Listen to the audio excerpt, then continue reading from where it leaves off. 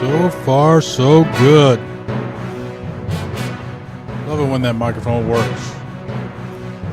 Good evening, everybody. Doug Fowler here at Pulaski Talks, broadcasting from the south central undeclared capital of Missouri, St. Robert, the gateway to Fort Leonard Wood, as everybody knows. Hey, we got a great show for you tonight. We troubleshooted the widgets. I'm blaming it on Jack. He's the junior sound engineer. That's why you could hear me, but you couldn't hear Ed yesterday. So we challenged Jack and Goose to fix it, and I troubleshot it, shoot it, whatever, twice, 3 times, 4 times. And everything seemed to work. So when I bring in Mr. Fowler in from the fire department, we have all faith and intentions, but everybody knows about Murphy, and Murphy sneaks in. I want to give a shout out to all our sponsors, primarily Prue Law Office down in Waynesville, Missouri. They help us keep the lights on, pay the internet bill, pay the cat litter, and the kibble. So thank you to Prue Law and Prue Law Office down there in Waynesville, Missouri. See them if you need any help providing legal services to the Pulaski County local community and abroad. For those that don't know, we do have a website. We've been spending a lot of time and effort putting it together. It's located at PulaskiTalks.com, and if you're interested in becoming a member to view the writings and articulate pontifications by our 2 felines, you can join for free as a guest. If you want to support the show for $5 a month to help us out, more and more stuff we can add to it and make it better for the community, just let us know. You can sign in right on the website, or if you want to be like Mark Prue in the Prue Law Office and other sponsors you see on the top right of the screen, right there.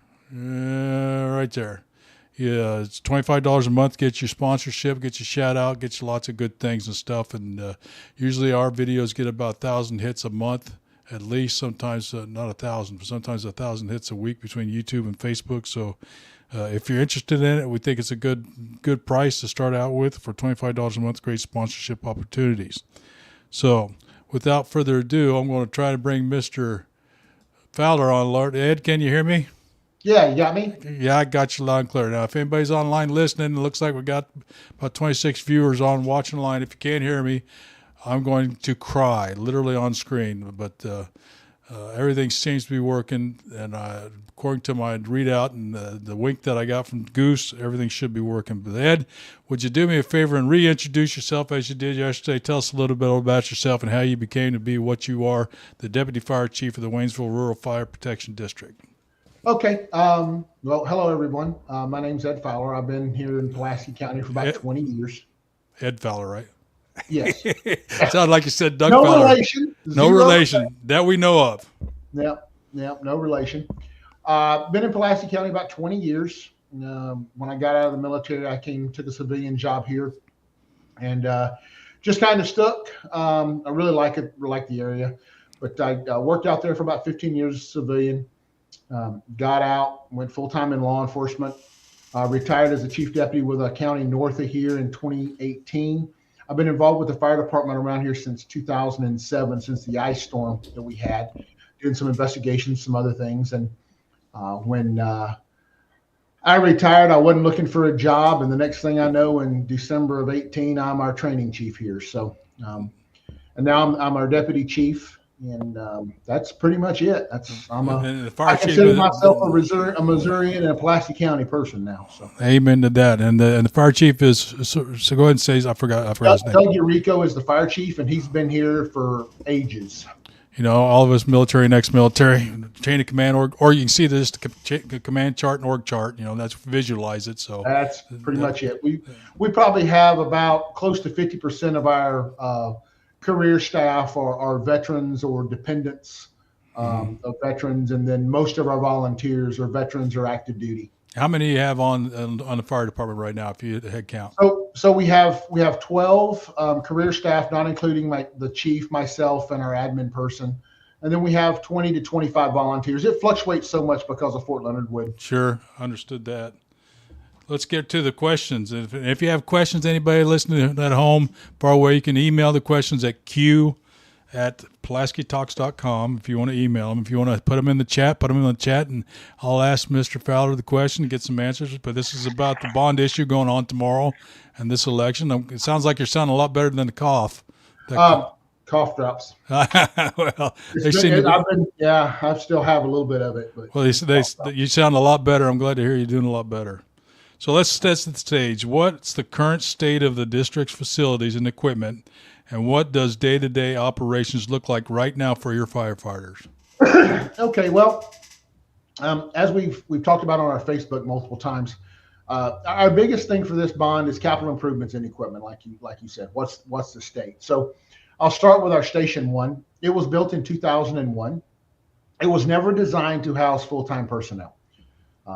Back then, it was an all-volunteer department. They never figured that we would have the call volume or the need to go, to have full-time staff. Well, back many years ago, they decided that they had to do that because of just the call volume and the need.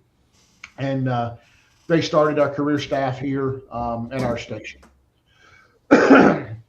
So right now we have on our shift, we have 4 people on duty. Well, actually 5 people on duty at a time, 4 career staff personnel, and then we have an intern that's with us all the time. And that's your on duty staff. Obviously, I'm here, the chief's here during the day and stuff like that, and we're both on call at night. But again, like I said, it was never designed to have people staying here. Their bunk room is 12 foot by 24 foot with bunk beds and little small twin beds. Exactly. One of the jokes was on Facebook, a guy that knows the bunk room that's in emergency services said, "Yeah, you guys need to do something with that because you can literally hold hands when you're sleeping." That's something else. We've got a small kitchen, small day room area Sure. for them to live in. And then obviously we're just, as we've grown over the years, we have really no storage space here and, very little admin space and things like that. So that's our Station 1. We plan to, if we're fortunate enough to get this bond, we plan on expanding our Station 1, building some bunk rooms, some private rooms, increasing our kitchen size, increasing our admin area just a little bit so it's more pleasable for the public when they walk in. They have a lobby and things like that. Our Station 2 that is located in Buckhorn, just a little small station out there. It was built in the mid-'80s. It has no running facilities in it. It's got power, but it has no ability for anyone to stay out there for any length of time. No water, no sewer, no living quarters, such like that. Our Station 3 out on 28 has a small day room area, bathroom, but it has no place for anybody to stay. One of the things that we want to do with this bond is we want to get to where our Station 2 and our Station 3 both have living quarters in them. Eventually, we have it on the plan right now, 2030, 31, depending on what our budget looks like. We want to staff another station with 2 people at least. We don't have the ability to do that. We have volunteers and the ability to do more interns. That essentially interns are people that we give them a place to stay and we give them training for 2 years. They sign a contract with us. We have the ability to do that, but we don't have the place here to do it, right? It's got to be done at another station. That would absolutely increase our service that we can do to the community by doing that. That include your response time improvement? Absolutely, it would. Okay. I'm assuming some kind of rating that ties together with homeowners and business insurance. Well, one of the things that they look at when they do the ISO, the Insurance Service Office, is they look at response times. They look at amount of people that actually go en route to calls and stuff like that. Well, if we have people with these outlying stations and we have people that live there, then obviously the call response is going to be more, thereby, hopefully reducing the ISO. We took a pretty big ISO reduction this year. Mm-hmm. We went from a 6 to a 5 in the rural area. We're extremely close to a 4 in the rural area, which is assuming going down is good. Absolutely, it's going down. 1 is the best, and there's only a handful of fire departments in the state of Missouri that are 1s, and they're all big cities with big budgets. Most of our stuff with all rural communities, it boils down to water supply, right? Right. We have to carry our water. So Quick note for those watching, I can see your comments, so I'm going to hold off until the conclusion of my questions, and I'll ask them. But thank you, Nathan, for your question. And the bond is $11 million, and that's for if you're in the district. Now, I asked you this yesterday, and of course nobody could hear your response. But why is it, with most, if not most, a lot of the service area you cover is not Waynesville, in fact, but more adequately, Pulaski County. So is there a reason why it's called the Waynesville Rural Fire Protection District? Well, that's just what they started with back many years ago when they formed the actual true district. Right. There was a split between Waynesville City and St. Robert and all this stuff well before I even got here, well before in the 80s and 90s, all that stuff happened, and that's why they did that. Has it ever been considered to rename it? Well, we have considered that. It takes a vote of our public to do that, a vote of the people in our district. So we may eventually. As you were saying, we primarily cover outside of the cities. We cover 162 square miles outside of St. Robert, Waynesville, and Fort Leonard. And we don't cover any of the other incorporated cities. So we are the largest fire district that resides solely in Pulaski County. About 15,000 households? We have about 15,000 residents. Okay. We have, and obviously during the daytime, that number, drastically increases due to Fort Leonard Wood and then just people, coming to our county. Sure. Outstanding. Thank you so much. Now, the next question I have is the bond is authorized up to $11 million. I think that drew a lot of questions, but the district has said you don't expect to spend the full amount. How does that work? Who decides how much actually gets borrowed, and what's your realistic spending target? Okay, so as you said, it's $11 million. Our board of directors would have the final approval on, how much we truly spend. We have a pretty good strategic plan laid out for this, and understand it's not just our facilities. It's also about replacing some aging equipment as well. Our first out truck is built in 1999. Our truck at Station 2 is 1996. So we've got some aging vehicles that we need to replace. Those costs since COVID have went up tremendously, right? So one of the things that we promised that we were going to do, excuse me, when we got this tax increase in 2023, was we were going to start replacing the equipment, right? So we did order a new truck. It's been ordered for almost 2.5 years now. Pre-COVID in 2020, that truck would have cost $750,000. Post-COVID, that truck is $1.3 million, and it's not fancy. Wow. Right? But here's the thing: there's the fire truck manufacturers know that we have to have these things. Well, sure, you're a guaranteed pull. You're going to buy it. So, with that being said, we have the plan to where we're going to replace some trucks. We've got a staggered spending plan about 13, 14 years, so it doesn't, we don't do everything at once, right? One of the things that we plan on doing is if we fortunate enough to get the bond, is pay off the new truck that we have coming in, and then we have about $600,000 or so in some other lease purchases, some other trucks that we have, the property that we have in Buckhorn for our training center. We're going to pay that off. We're going to be debt free. As far as how much do we anticipate spending? Gosh, right now it all depends on who you talk to and prices on building stuff, right? Oh, I can't imagine. And it change every day, and it ain't going down. We've had some people that say, well, we can do this building for this amount, and then others say they can do it for this amount, right? So it basically depends on how much our construction is going to be. Sure. So we're really hoping to keep it 8 to 9, somewhere around in there. Realistically, I don't know if we can do that because of the timelines. But again, 100%, we do not want to spend all $11 million. Okay. Now, there's some education, misinformation circulating online as usual regarding anything in ballot issue or whatever you have. But there's always misinformation, and the speed of the internet is, and the misknowledge is now.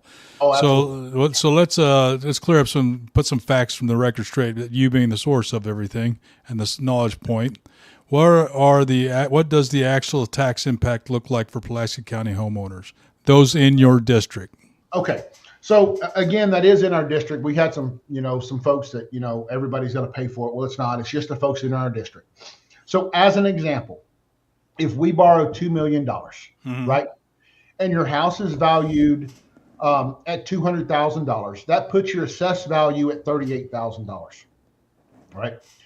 So again, if we borrow that $2 million, you can expect your real estate tax to go up just over $25 a year.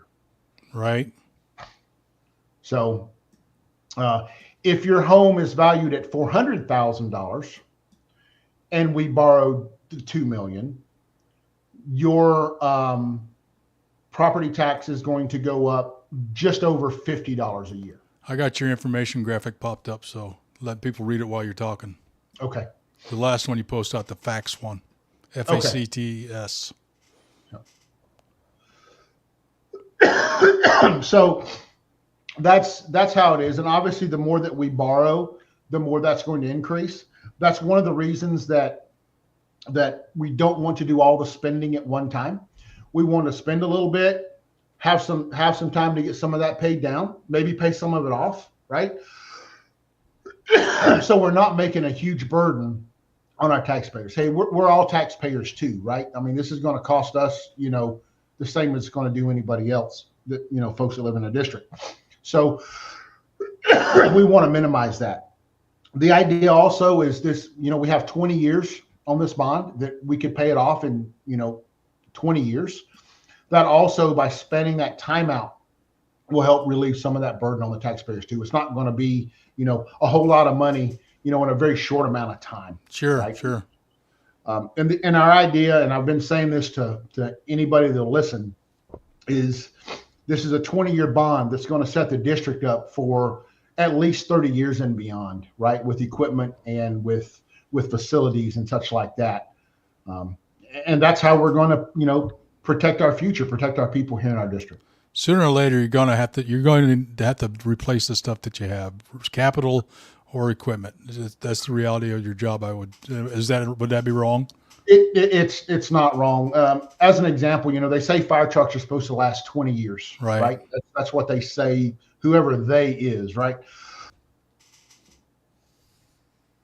Did I lose you? I think I lost him. Looks like we'll give Ed a few seconds. Look like we got disconnected. Let's hope that it's just a power outage. Luckily, I see you. There he is. Hold on. There, I got you back. I dropped off there. Cool. We're blaming the cats. So next question. Question number 5. You're doing great. I got to say, I hear no turmoil on the internet, and the cats like your answers. Question number 5. Why an unlimited general obligation bond specifically? What does that mean legally, and why was that the right instrument for what the district needs? So essentially, it allows us to borrow the money and space that out over that time, right? We had to do a bond versus just a tax increase. Because if we just did a tax increase on this and said, hey, we would like, 25 cents more added, that's permanent, right? Other than getting Hancocked, which we've been, hit with multiple rounds of the Hancock Amendment. You go into that later, because I think your audience will definitely need a little education on that, including myself. Okay. But again, that's permanent, right? Right. And if we only borrow, again, I'm going to go back to that 2 million, that's only about 7 cents or so. Well, if we ask for 25, it's a permanent. We're going to have to pay that, until forever, really. Sure. We felt that a bond issue is the best way to do it because it's not permanent, right? We'll get what we need, and what the district needs. And then once it's done, it's done. Right. Gotcha. Okay, I got a question here. I think it's right on the topic. Jesse West, why are we being asked to invest in a firehouse that is not in our fire district, House 1? Wouldn't the district be better served if more smaller houses were built in the areas that are impacted by severe weather, ice, for instance, areas like Shalom Mountain, maybe out by Talladega, the area down behind St. Robert Municipal Building? Okay, very, very good question. We've got a couple other places we would like to build, but we're not going to do that with this capital improvement because building a fire station is a lot of money. Oh, yeah. The other thing with that, it also comes with staffing, right? So if we were to build a fire station somewhere, we may not be able to staff it appropriately, right? We need to have, ideally in NFPA, National Fire Protection Association standards, is ideally 4 people on a fire truck when it goes out, right? So we think that our career staff needs to stay together as much as possible to keep that integrity with those 4 people. Why in Waynesville? Well, this is where our headquarters station was, and it is, even though that it is not inside of the district, it's in between the 2 cities. It is still pretty much central location in our district for time-wise for us to go either direction, right? We're close to the interstate, so we can go east and west. We can go north very easily because with Highway 7, 17, right there up north to the north part of our district. And again, it's just very close to the interstate. We had talked about moving our headquarters station to another location. The problem with that is it would cost a lot more than the renovations for our Station 1. And it would eat up most of the money that we would be asking for in this bond. And we didn't want to do that. It's all about trying to get the most bang for the buck. Gotcha. Thank you. I hope that answered your question, Jesse, and thank you so much for always watching. You're a great fan. I appreciate it. I did something hadn't popped on the top of my head thinking about what goes on in Fort Leonard Wood. Any asbestos problems you think you might run into on the redesign, reconfigure of your current buildings? No, none of them have any asbestos or anything that's like good. that. One less thing. Now, you talked a little bit about this early on, but what's the timeline? We talked about this yesterday. Of course, nobody could hear your response, thanks to the cats, and I'm blaming the cats. Yeah, blame the cat. Exactly. Them or Murphy. If the bond passes in your favor tomorrow, and for the district, when does work actually start? When should residents realistically start seeing results on the ground? Okay, so the first thing we're going to do, if our bond passes tomorrow, is over the next couple months, we're going to get our debts paid off, right? So we're going to get our new truck paid off, which should be here sometime in the end of June. And then we're going to pay off the debts for a training center and the other lease purchases. That's the first thing that's going to happen. Sometime in 2027 is the timeline that we have to start our remodel project on our Station 1. We've got a contract with an architect. We've got to do bids. We've got to do, those things to get that stuff done. We will probably go ahead and start getting the plans drawn up for our other station remodels, but they come further on down the line in our timeline. I'd have to pull up that to look at it. I don't have it right on top of my head right here. Okay. Let me, You may be able to bring it on and project that. Say again? I said you may be able to project that instead of your face, your picture. I don't know. Never been on that side. Yeah, I don't know. Okay. So we're projected the 2027 remodel start for Station 1, completion probably 2028. The remodel for Station 3, which is our station on 28, we're projected to start sometime in 2028, finish in 2029. And then Station 2, which is our one in Buckhorn, we're projected in 2029, 2030. Okay. That's awesome. Thank you so much. Now, going to the population in Fort Leonard. Fort Leonard, of course, we all know has a significant military population right here, right now. And how does the district's relationship with the installation factor into your operations and your need for these improvements? So we have a really great relationship with Fort Leonard Wood. We have auto aid agreements signed with Fort Leonard Wood Fire Department. So essentially, they come off post to help us. We go on post to help them, right? There's time when they've had incidents or training that we've actually covered Fort Leonard Wood as your fire protection while they're busy on other things. Oh, wow. And they've done the same for us. Sure. On this side by St. Robert and Waynesville, we get them on all of our structure fires. We also get the rescue unit on some of our wrecks on the interstate. It comes off for us. And again, we reciprocate that anytime they ask us to come out there. Right. Yeah, we've been out there for large natural cover fires, brush fires that they've had. We've been out there to help them on structure fires. And again, most commonly we go out and do their station coverage for them when they're training or they're all tied up on something else. Gotcha. Great. Thank you so much. Going back to Jesse's question, he has a follow-up. I'll allow you one follow-up, Jesse, after this. Otherwise, I'm blocking you for life. No, just kidding.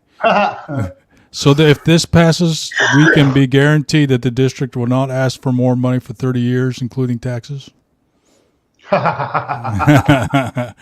He's a firefighter, not a politician.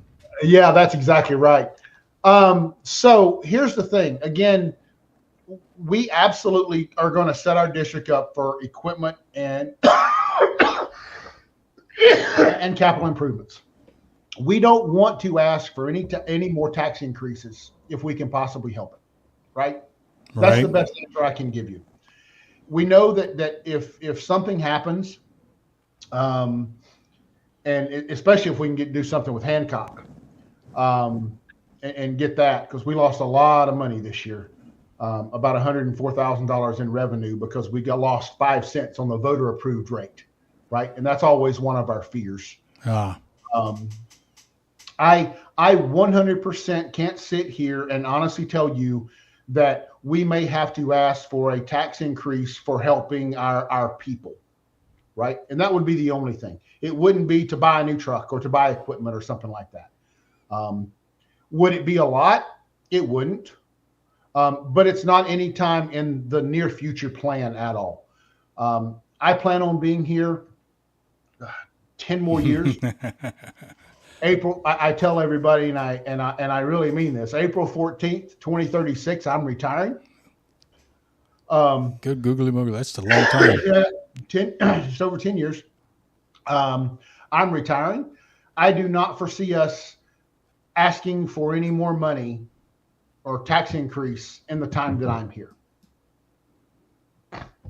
And that's as honest as I can get. Right. We have to have this to do our capital improvements. We just don't have it. And if we do anything else in the future, it would be only to take care of our people.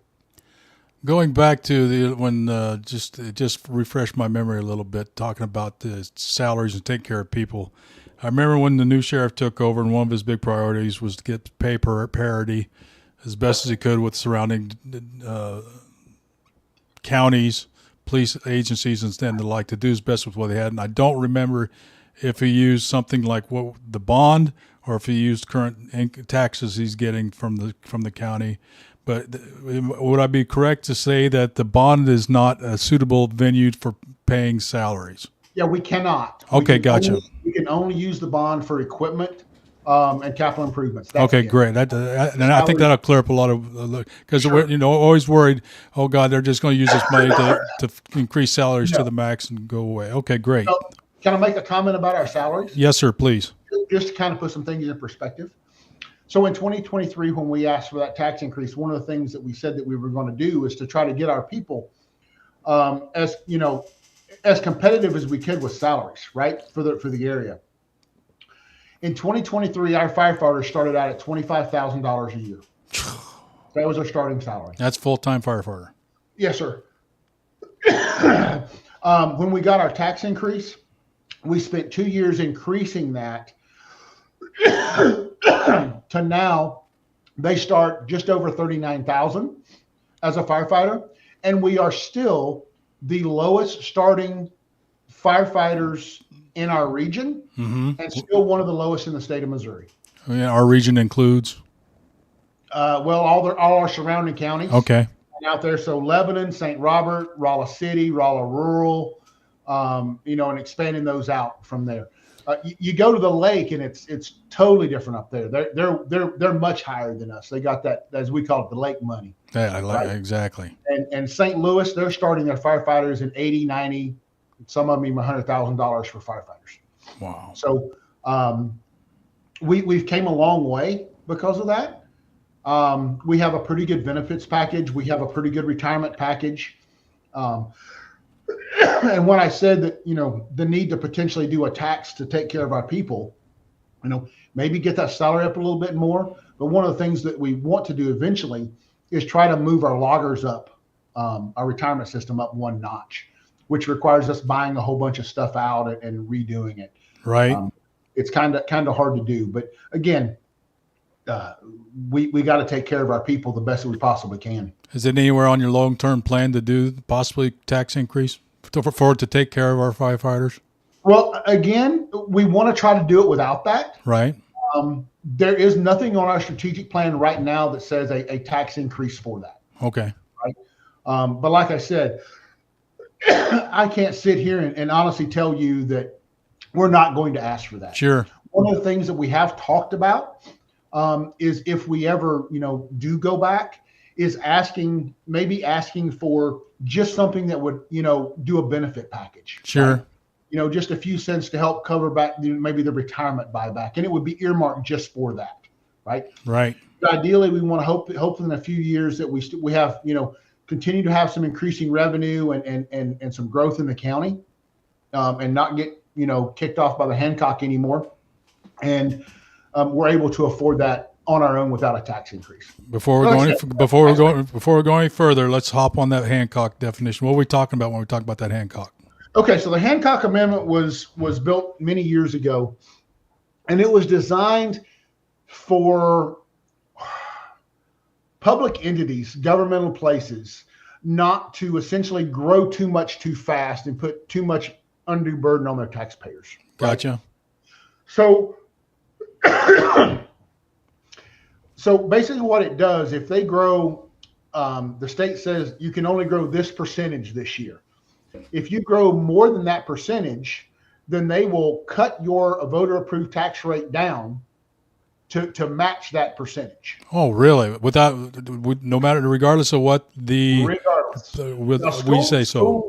Exactly. Regardless of what you say. So right now, our tax rate is 70 cents on the $100 of assessed value, right? That works out, and that's big math on that, right? Right. And math is hard. Math is hard. Yeah. So our true voter approved rate is 80 cents. Right. So over the years we've been Hancocked, 10 cents. We got a full 5 cents Hancock last year because of the reevaluations in the county. Is that the state level? It is. Okay. It absolutely is. So if we hadn't have been Hancocked over the years, we wouldn't be needing this bond. Right. Right. Wow. And like I said, just with that 5 cents last year, we lost $104,000 and some change. Right. If we had been getting a voter approved rate since the time of the voter approved rates, our budget would be a whole lot better than what it is. Wow. So just on our budget real quick, so you kind of understand it, our budget right now is just over $1.5 million, right, to operate our district. Our salaries and our benefit package, it cost us just out $1 million. So we really only have $500,000 for our lease purchases and for fuel and for electricity and replacement of things that are old. Just the everyday operations of the business. Has there been any effort on part of our representatives at the House level to do something about this? Well, we've talked to them. The problem is it's a statewide issue, right? And all the fire districts would have to band together to fight this. And I don't think that some of them are willing to do it. You've got some that are in counties that they're able to roll back their taxes because they're making so much money. They got so much excess. So they say, well, roll it back, 10 cents this year. Well, sure. But you look like, I was just thinking of Mary's County, even the ones that really, compared to what we have, have no income, no tax rate at all. That's right. One of the other questions we've had is how about doing a sales tax? Right. So it's equally fair to everybody. The problem is in our district, outside of those city limits, we don't have enough businesses that would support a sales tax to even get us, even near half of what we are able to get on personal property and real estate. Right. And that makes perfectly good sense to me. That's very interesting. Thank you so much for those answers. You're welcome. Now, this is an interesting question that was confusing to me, and we talked about it a long time ago. But not every Pulaski County resident may know which fire district they're actually in. How can a voter find out whether they're in the Waynesville Rural Fire Protection District or whether this bond is actually on their ballot? Okay. Well, if you check your county tax receipt, it will tell you what fire district that you're paying on. That's the easiest way to do it. I'm getting mine off the wall.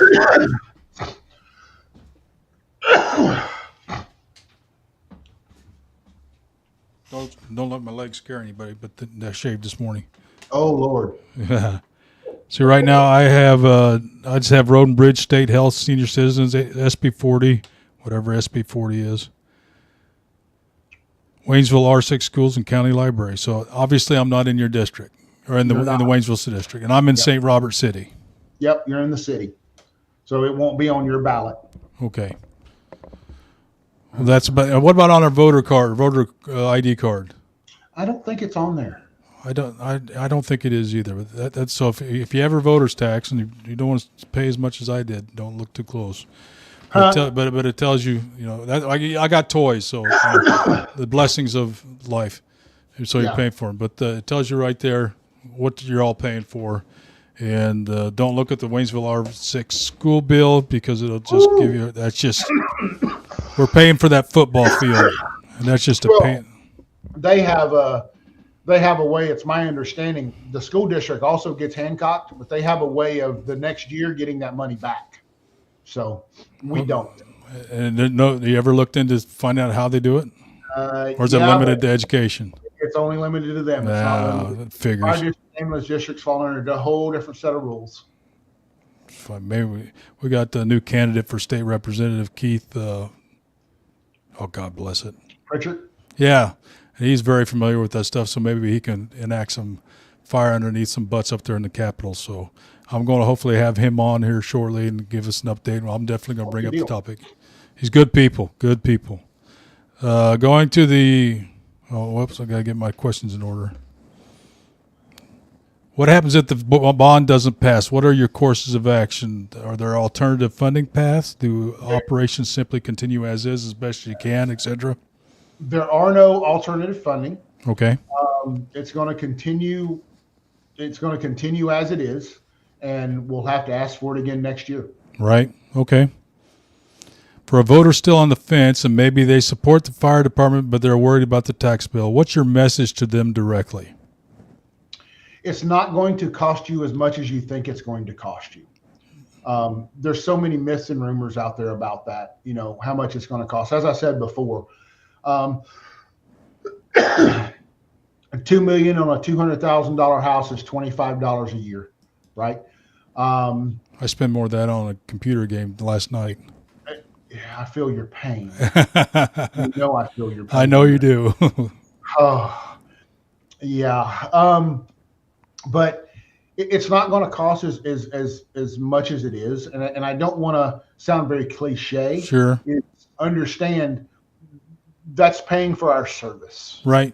And if something happens to your house or you get a medical, emergency or something like that, we have to come. You don't get charged for that, right? Right. If you have a vehicle accident and you live in our district, there's no charge for that. I'm glad you brought that, because I always thought there's always, I was hanging upside down when I shouldn't have been on my teeter, and I hung too long, and I think I dislocated my hip, and that's the most pain I ever had. But I told myself I was not having an ambulance take me out of the basement, because I was afraid it was going to cost me a fortune, even though my insurance would pay for it. But whatever. But I did not realize we didn't get paid for services like yours.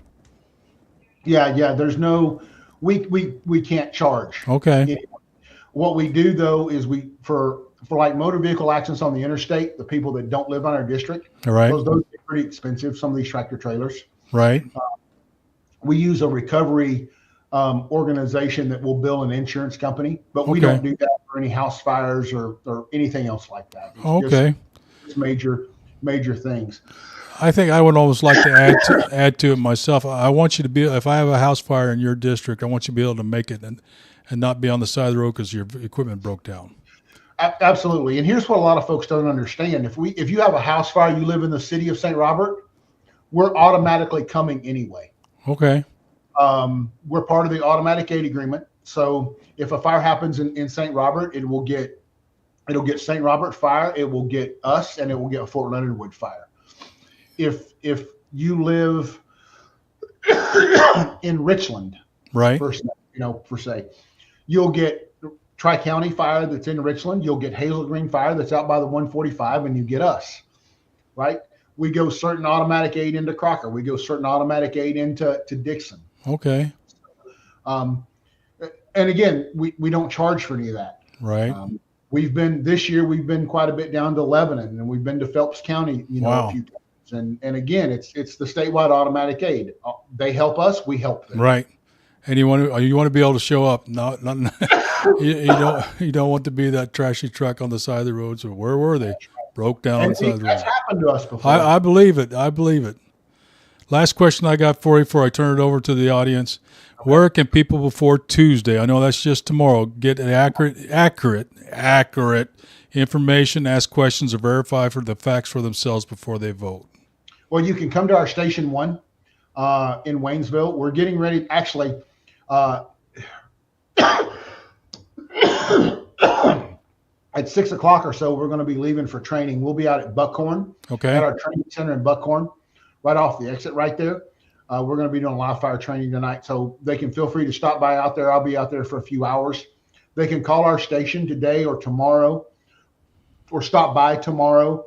We're going to have some people that are going to be located at the polls tomorrow. They can ask those questions. Good. Give them some feedback. Your Facebook page, of course. And absolutely our Facebook. We've been trying to put as much as possibly can on our Facebook about things. And I'll do another release tonight on some things. And then tomorrow there'll be a, please go vote. Thank you for your support type. Absolutely. Awesome. Thank you so much. Now, if anybody has any questions, we're going to stay online for the next 2 to 3 minutes. I'm going to put us both on mute so we can talk about everybody that's listening. So stand by.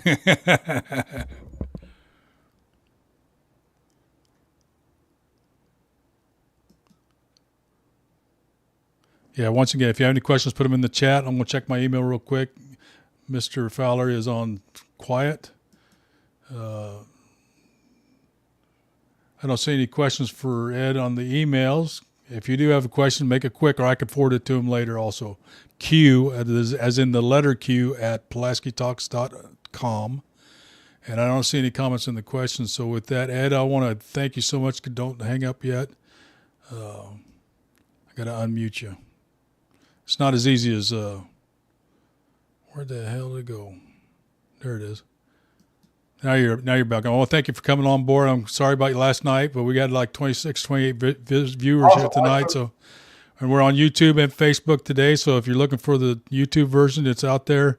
It'll be in horizontal format, so it's easier to look on your phone. Facebook is a big, wide, horizontal TV screen type stuff. So, and I'll share you the links with that too. So if you want to send it out to your fans, family, and submit us for an Emmy. So if you don't have any more questions, Ed, thank you so much again.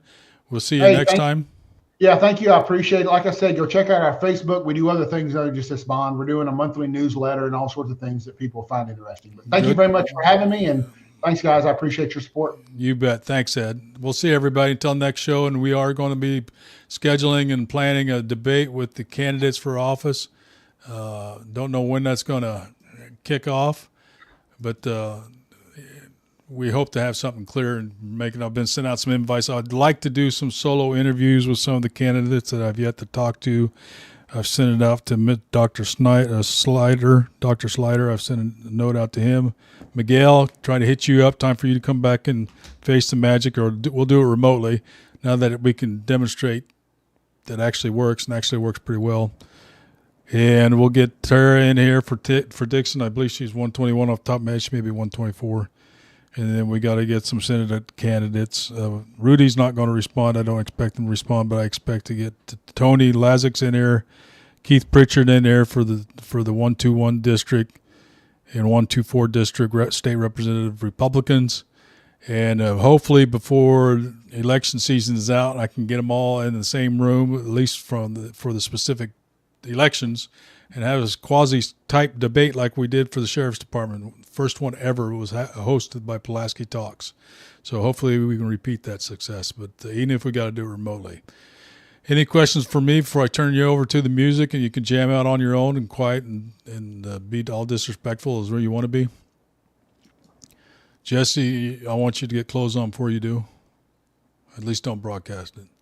And if you're ever interested in coming on and talking, I was always thinking about having a show dedicated to just sitting around the table talking about these political stuff going on in our county, open mic kind of thing. I can bring up to 11 people on, just like I did for Mr. Fowler here, and have you all just circle around the camera and stuff like that. We can bring up one issue, talk about it, get your opinions out, let the audience listen, stuff like that. So if you're interested in doing something like that, there's nothing for me to set up. You can do it from anywhere. You can do it on your phone.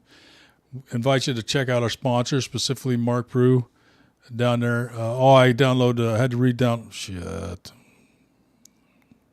Armo, let me get it. Hold on. Don't go anywhere, Jesse. I'm going to pull up my Steams. I'm trying to get my flying. For those that don't know, I have been diagnosed with Parkinson's, so I have some problems on the right side of my hands, the right side of my body, so trying to relearn some stuff. Of course not. I know you're making them up as I do. I make everything up. I let I let the cats take the blame. What was it? Not Manor Lords. I got to get my library. Arma 3. It's like not Armageddon, but the World War. Going to Europe and fight stuff like that. I haven't even turned it on yet, but I seen a video where guys flying his helicopters, all YouTube, and I like flight. I've got all the flight equipment. That's what me and Mr. Ed Fowler, he's a big flyer. I think he's a real flyer, but he's got all the gear too. And I was going to get one of those big contraptions, the ones you have to sit down in the basement and hook up to the computer. And I've got a 49-inch monitor and a 34-inch monitor, and I can fly and I can see everything. And did you know, when you got these flight sims, you can use old iPads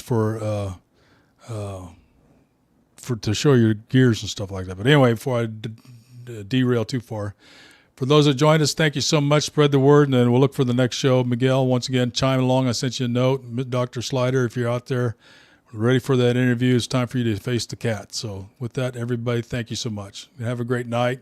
See you next time.